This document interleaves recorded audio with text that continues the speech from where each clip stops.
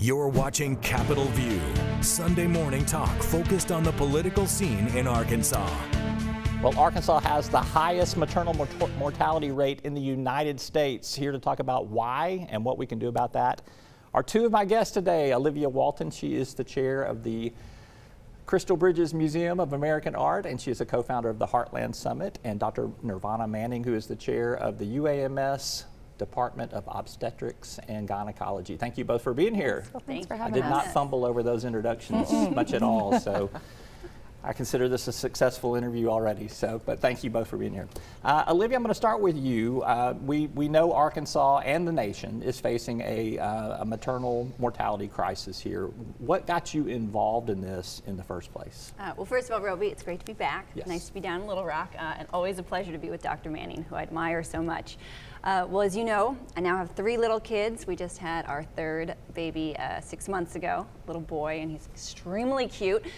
So this is really top of mind for me. I'm raising 3 little children in Arkansas. And as you also know, I'm a former journalist, so I'm always looking for a good story. And I think that this maternal health crisis is one that has been overlooked and is really begging to be told, because maternal health is something that affects all of us. I mean, the ripple effects can be felt throughout societies. Moms are the backbones of families. Moms are the backbones of communities. And this is not just about mothers' livelihoods. Maternal health, I think, is really a key signal of society's health overall. And so, as you said, Arkansas ranks 50th for maternal health outcomes. So twice as many women in our state die from complications from childbirth than anywhere else in the country. That is unacceptable. But what gives me hope is that Dr. Manning's Maternal Mortality Review Committee concluded that over 90% of those deaths could be preventable. So we can do something. It's 40 deaths of mothers per 100,000 childbirths in the state of Arkansas, which is, as Olivia mentioned, double what we see at the national level. Dr. Manning, tell me why we have that, and give me some insight on this 90% could potentially be saved. Sure. So again, I want to state that we're not unique in that. Usually the southern states, and you can look at a map and kind of look where it is, and it boils down to several issues. I wish there was just one thing and we could say we fixed this and it will all get better, but there's a lot of issues. And with our state that I love, access is hard. We have so many corners of our state that have little to no access to care at all. At the beginning of the pandemic, we had 39 delivering hospitals. By 18 months into the pandemic, we now have 37. These are access points throughout our state. So every one of those hospitals that close is patients that can't get to that area.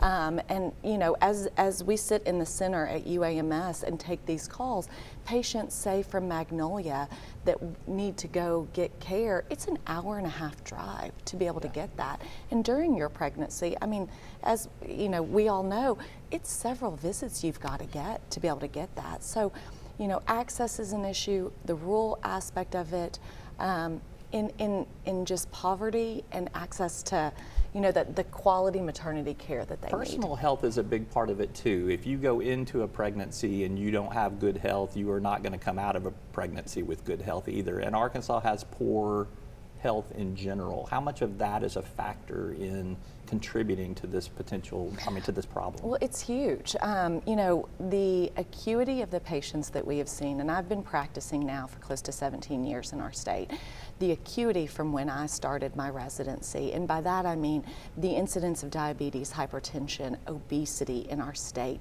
has increased dramatically. Those significantly affect a pregnancy.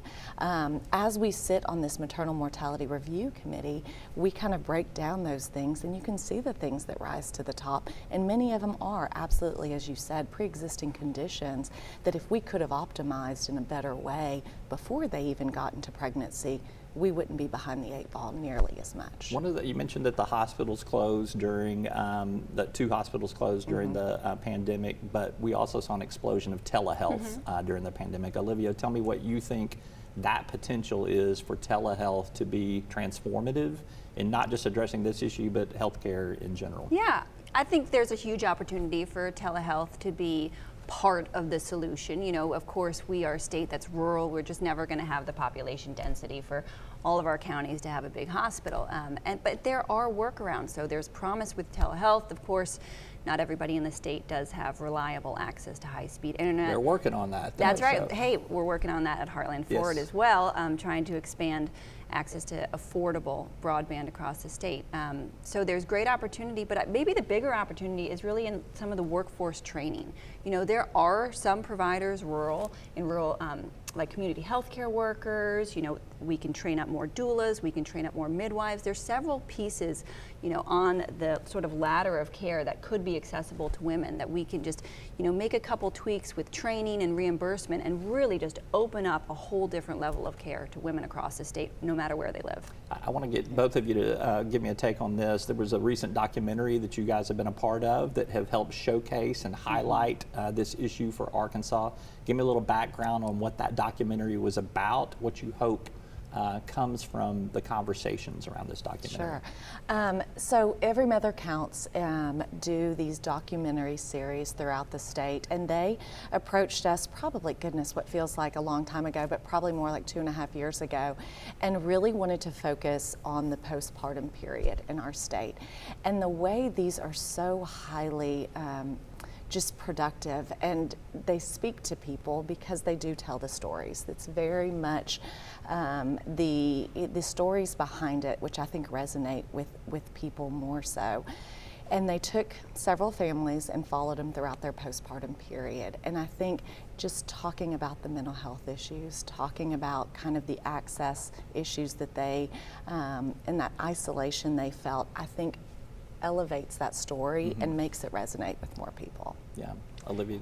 And yeah, I was excited to support the film because I believe in telling these stories, and I think that Christy Turlington Burns, who's the lead behind Every Mother Counts, and her organization are really doing a wonderful job shining a light. And I hope that the film helps people, you know, helps put some faces to what this crisis actually is like. You know, you meet these three mothers and kind of see what they're going through firsthand. And, you know, I think it's something everyone in this state cares about. I'm from New York City. I have been struck by just how pro-family Arkansas is. It's a wonderful place to raise my children. So if we're really going to be pro-family, let's support moms, because mom is kind of the key to the whole family. Well, I mean, the dads play a role, but the moms play a little bit more of a role. I'll admit that one to you. All right, let's end on a little bit of a positive note, and also kind of want to segue into some potential legislative policy potential here.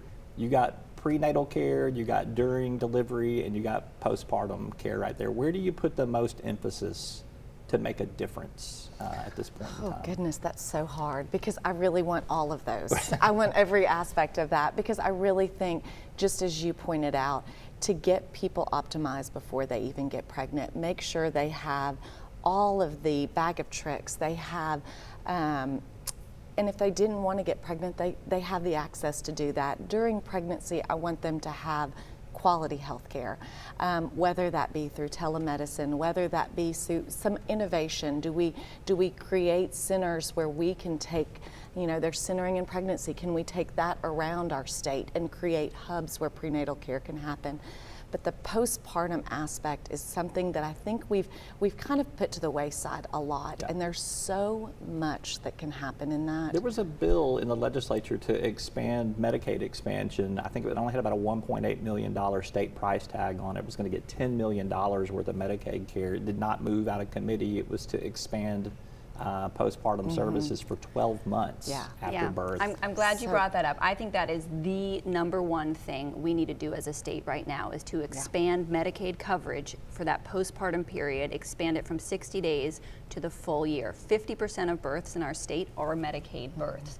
And we know that almost half of those deaths from complications from birth happen after 43 days. So it's a really critical window. And I mean, anyone who's had a baby, even if you're the dad at home, you know what a blur Been there for those first 60 days are. You're struggling to take care of your own baby, let alone going to your follow-ups. So it's, I really think that is just such an essential piece, and that's something we can do.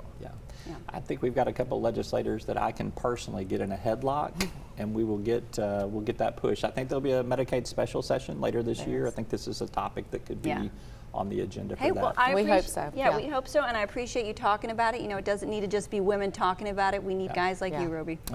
Well, there's a lot of others, and they have votes, and I don't. So I just have a platform to promote it with. Olivia, Dr. Manning, thank you both for being here. Appreciate you. Thanks. So We thanks for bringing appreciate you. awareness to this issue. No, thank you. We're back with more right after this.